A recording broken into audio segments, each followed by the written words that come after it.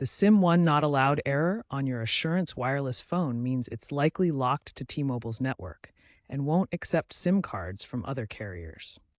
This lock is in place to prevent theft or resale of subsidized phones. The error can also appear if your phone's IMEI is blacklisted due to being reported lost, stolen, or not fully paid under the Lifeline program. This prevents activation on any network. Check your IMEI using T-Mobile's online tool or a site like IMEI Info to see if it is locked or blacklisted before attempting any fixes. Note that the FCC now requires carriers to unlock phones automatically after 60 days of activation or upon full payment, which reduces the chances of seeing this error.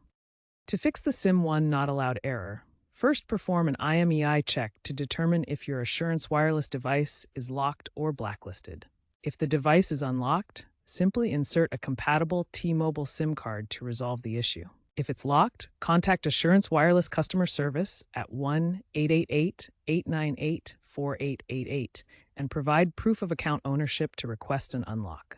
After unlocking, your phone will accept SIM cards from compatible networks like AT&T or Verizon. Note that some older devices may not be unlockable due to hardware limitations. If your device supports it, consider using eSIM technology for digital SIM downloads without physical swaps. Always use official channels for unlocking, as third-party services can void your warranty.